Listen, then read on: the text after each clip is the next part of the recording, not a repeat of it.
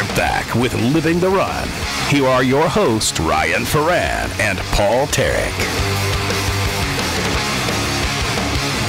And we are back, Living the Run Health and Fitness Radio on ESPN 1280 The Ticket. I am Ryan Ferran. Paul Tarek, MIA for the second straight week. Max Woodcock, our executive producer. And we are joined in studio, thrilled to be joined in studio by Chuck Fiorentino. And we are talking about the Bataan Memorial Death March. Chuck, first of all, good evening. How are you doing? Thanks for coming in studio tonight. Doing great, Ryan. So tell us, you and I were talking about this at work one day, and I thought it was kind of a really fascinating event/race. The Bataan Memorial Death March. How did you find out about this, and kind of what is this event or race all about? I had a team of friends that were doing it in 2005, and they had a couple of openings, and so they asked me to do it in 2006, and I really didn't know a lot about it. Everything they told me was very off what I actually experienced, because being there is a real history lesson. What is it? It's kind of a tribute to World War II and soldiers and stuff like that. Tell us about the history lesson part of this. Well, the Philippines were attacked the day after Pearl Harbor was attacked, and there were about 76,000 U.S. and Philippine forces that were trapped on the Bataan Peninsula. And I think they held out for about 90 days before they were actually captured by the Japanese, and they were marched about 60 miles north over a 3-day period, and they lost many, many soldiers on that trip north. The Japanese did not feed them, they didn't give them water, and it was a great history lesson listening to some of these survivors talk about these stories. So when you're there, you get to talk to survivors and kind of get that history lesson. What is that process like? Saturday you go check in, and they've got this great venue where there were 14 survivors the year that we were there, and they put them in rooms, and sometimes they're by themselves, sometimes they're together. You walk into the room, and they're just chatting, and they're listening. Sometimes they're answering questions, and sometimes they're just recalling any stories that are coming to mind. And for 5 or 6 hours, and until these guys get tired, you can go around and you can just listen to these firsthand stories. And it was absolutely incredible listening to them. What did they tell you about their experiences with going through this themselves? It's almost kind of like a cold feeling. These guys were talking about seeing some of their friends stabbed, bayoneted, running over to a pool of water that was nothing more than, where the cows were drinking, and having to get water, and, the Japanese would shoot one guy and leave another guy. Listening to some of the things that happened in the camps and how they were starved over a period of years, listening to some of the survivors talk about being placed on ships and sent to Japan to work in the mines. Many of those survivors were lost. They were shot, or their ships were shot out from underneath them by American forces.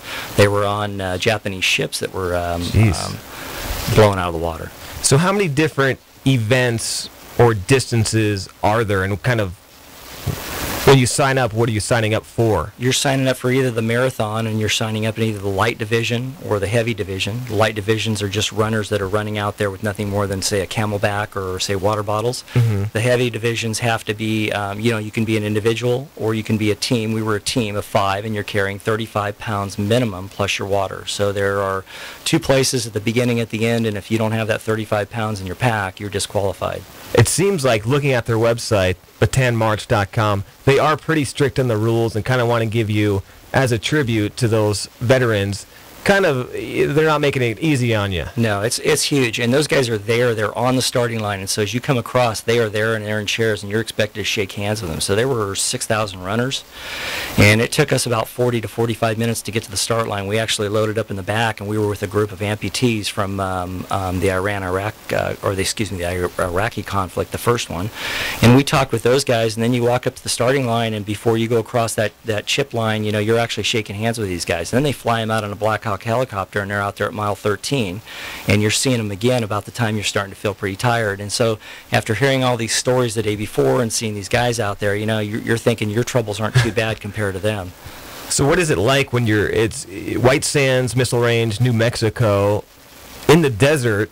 What is the conditions of the race and the course like? Part of the course is on paved roads as you exit their home center, their event center there, and then you get out on the desert and you're on dirt roads for the majority of that second part of the race, and you do a big loop around a mountain. You're anywhere from, I think, about 4,000 feet up to about 5,200 feet, so there's quite a bit of elevation change. Towards the end of the race, you're running through something called the sand pit, and it's about a half a mile of loose sand on the road, and you're actually running through that with a 35-pound pack. And so we had some pretty funny stories. we stopped after that. I'll just tell you a quick one. We were stopped, and there was a porta potty there, and I sat down after running through the sand, and we were all gathered up, our group, and I sat on a log, and my pack actually pulled me over, and I couldn't get out of it, so my buddies are helping me picking myself up and getting going again. So, now, how long did they leave you there before they? They laughed quite a bit, yeah. We were talking to Chuck Fiorentino about the Bataan Memorial Death March that takes place every year in New Mexico. Batanmarch.com is a website. That is Bataan, Batanmarch.com. Pretty cool, and it seems like it's such a unique event. We were talking first segment about there's so many different marathons and races. What was it like running with that backpack on and the extra added weight? The first time I put that backpack on, we ran a 4-mile run on the beach, and I'm going, there's no way I can run 26 miles with this thing. I really thought that, there's no way I could do this. And plus, I'm light. I'm 155 pounds, and so now you're carrying 35 pounds. The biggest guy we had is about 210. And, it's pretty amazing what you can do as you train up on that. And, you have to be very careful that you're not, going to injure yourself, as you carry that weight, especially on pavement. We did a lot of trail running, a lot of beach running.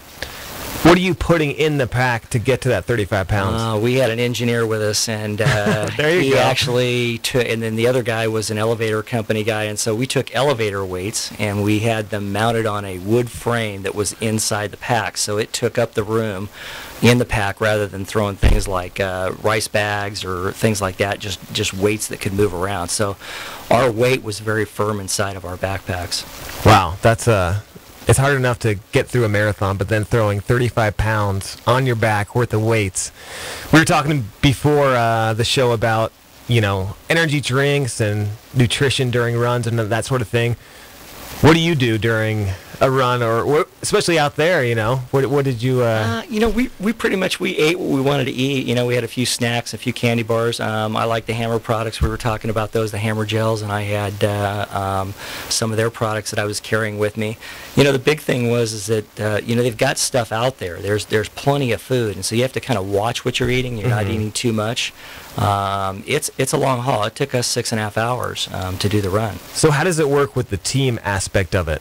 You're all carrying a timing chip, and there are certain times where you come across these timing lines, and if your group is not within a certain amount of seconds of each other, you're disqualified. And I think they have them at the half, and then about 2/3 of the way, and then at the finish. And they really focus on you staying together as a team and working together as a team. So, and there's a lot of dynamics there. You think about everybody wearing a 35-pound pack, 5 guys trying to stay together, run the marathon. Injuries, blisters, a lot of blistering. So what happens if somebody needs to stop? I got a blister, I need to pop. Everybody stops, or how's that work? Everybody usually stops, or you're staying at an aid station until they're getting fixed up before you get out of there. And you want to make sure that you're never going any faster than your slowest guy.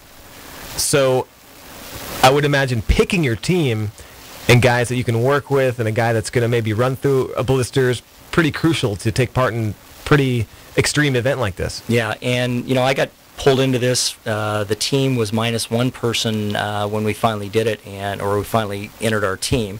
And those guys had all done it the previous year, and they had placed first in the heavy civilian division. So there was quite a throwdown. Pressure on you. A lot of pressure coming into that, and I had quite a bit of running experience, and most of these guys had quite a bit of background with regard to football or sports and things like that. And I did fine, did good. What was your biggest obstacle as a team out there? I think the biggest obstacle is we had a guy who was 220, and he struggled through some of the stuff. And, the big thing was staying with him, keeping him motivated, keeping the rest of us motivated. It's difficult, I think, when you get on those conditions and you're in a desert and you never know whether it's going to be cold, windy.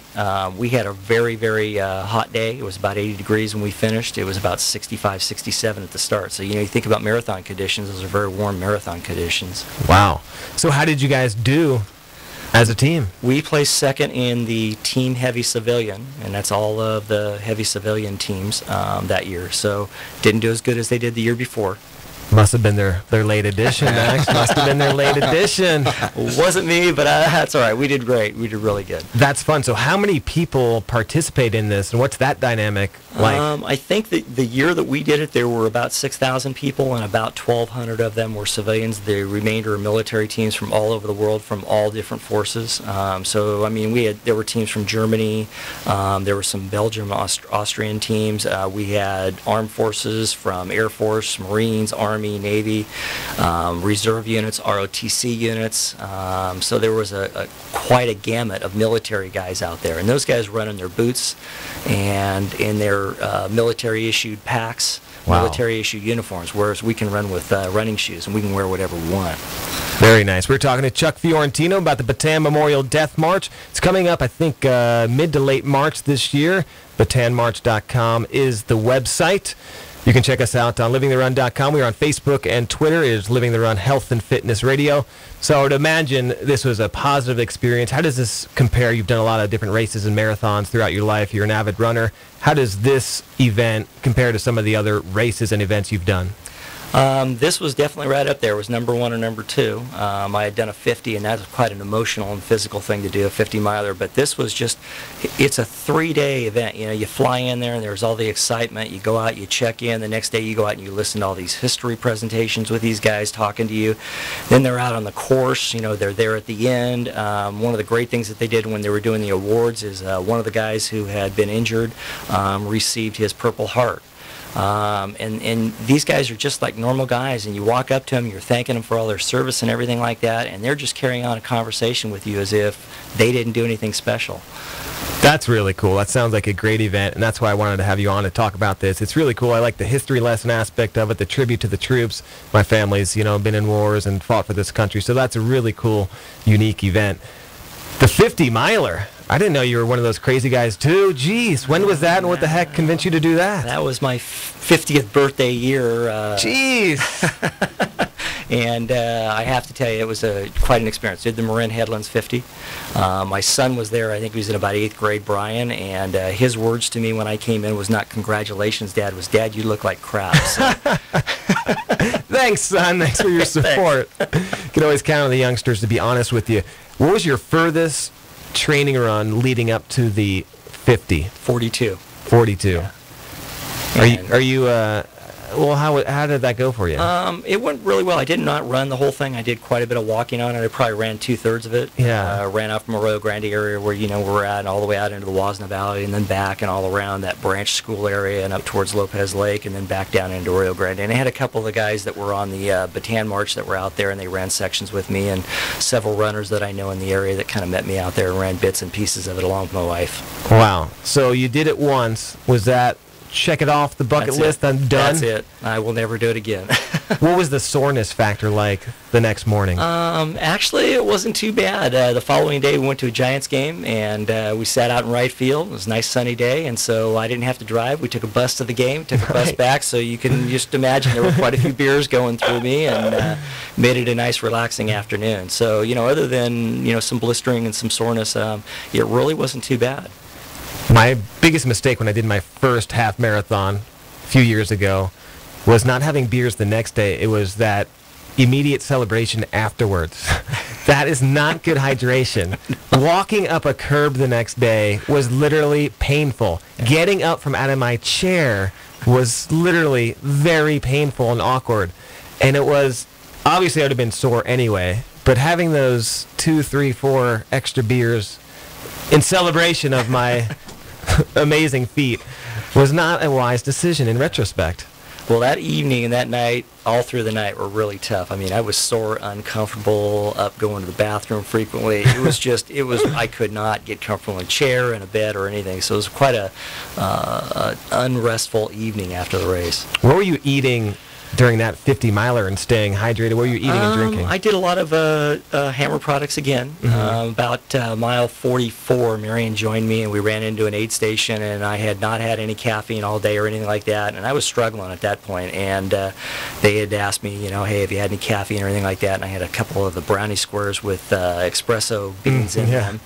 And pulled out of there and instantly got sick. So that was a wrong thing to be eating. So the last 4 to 6 miles were really tough. That was the only time that I really had a bad time with regard to my stomach and mentally trying to figure out was I going to finish or not. Talking to Chuck Fiorentino, marathoner, ultra marathoner, 50-miler under his belt as well. Slow marathon coming up. Reintroducing the marathon to San Luis Obispo. I guess it's been a while. you ran in the... Yeah, Red Cross Marathon. That's been years ago. I want to say mid-'80s, and so we haven't seen that here in San Luis Obispo County. That's pretty exciting. It's generating quite a bit of motivation out there, I think, for a lot of people to run that inaugural event. How was the Red Cross Marathon? Well, it was a city-to-sea course, and it was out and back, and so it was really neat seeing that event, over the course of, San Luis Obispo out to Avila and back. Are you going to partake in the slow half or full? I'm thinking about it. We're talking about it. Still got time to train up on it, so it's just a matter of, do I have that motivation and time at work to get out there and do it? How many miles are you averaging nowadays? Right now, not a lot. The job switch has been kind of tough this year, and so I've been spending quite a bit of time at school. So I'm getting out there. I try to get out there 2 to 3 times a week, but the mountain biking has been very religious on that. I don't give that up. That's really important, that cross-training aspect. Yeah. So I can kick back my mileage a little bit on the running and still do the mountain biking, and then when I'm ready to, I can build back up pretty fast. So what's the story, if you know this and maybe you don't, about the Red Cross Marathon in Slow disappearing? I'm not sure what happened. I don't know whether it was just a lack of people being involved or the expense. It's so painful to, I think, some of these people to get these events off the ground now with regard to all the law enforcement, the insurance, the things that they have to do to get those courses up and running. And, you're involved in that, so you know. Yeah, it's not easy to do a race. Nowadays, everyone thinks, I'll just run a race, and then city permits and traffic and CHP and Caltrans and all that stuff. It is not easy. Talking to Chuck Fiorentino on Living the Run Health and Fitness Radio. Our text trivia question, by the way, Artie's Pilates Power Pack, still on the line. Who was our guest last week? Full name, correct spelling. Sometimes we're very lenient on the spelling, so we giving stuff away, but correct spelling. Who was our guest last week? Artie's Pilates Power Pack, courtesy of Artie's Pilates in Pismo Beach. So you do a lot of biking, too. Are there any... I haven't gone to the biking route. I have a mountain bike, but I haven't gone to the road bike. What are the good areas in this? Oh, there's stuff all over, Ryan. Concerned Central Coast Mountain Biking Association is here locally, and they are really, they're sought after by a lot of people throughout the nation. They go out and they talk about their trail maintenance and their trail building. These guys have, kind of just an individual that takes over an area. Lopez Lake, they're building a lot of trails out there. Above Cal Poly, there's a tremendous amount going up there. Cool. Montana Del Oro, there's been new trails going in over there over the last 5 or 6 years. Irish Hills, and they're going to probably connect Irish Hills and Johnson Ranch here pretty quick. The trails they're flagged, I know, and I know there's crews out there working. It's not unusual to go to Johnson or Irish Hills and see 25 to 50 people out there working on the trails. Nice. So this county is really turning into quite an area as far as mountain biking. This is the area to do it, San Luis Obispo County. It is fantastic. Talk to Chuck Fiorentino on Living the Run Health and Fitness Radio. Coming up in a few minutes right after us is Cal Poly Hoops. The Mustangs taking on Menlo College, 7 o'clock tip-off. Tom Barquette will have your call in just a few minutes when we get you out there. Our Best of Slow County Health and Wellness Survey will be out there next week. And also still taking your suggestions on the iPhone GPS running app. Wrapping up with Chuck here. Chuck, do you ever use any of the Garmin's or the GPS gadgets? Yeah, there's always that want or desire to have that new gadget, but we've pretty much gravitated away from it. I've had a Garmin wrist watch type of setup, and my wife's used the Timex one. Mountain biking, the guys are always into the latest app. They're using them on their phones now. Yeah. We're out there, and they're very accurate with regard to your elevation changes and distance and speeds. Very cool. Well, Chuck, we appreciate you coming on, talking about the Bataan Memorial Death March and recommending it and just giving us a kind of inside perspective for somebody who did it as opposed to kind of a race organizer. But we really appreciate it. Keep living the run, my friend. Thanks for stopping by anytime. And Cal Poly Hoops will get you out there next. Thanks for listening to Living the Run Health and Fitness Radio on ESPN 1280, The Ticket.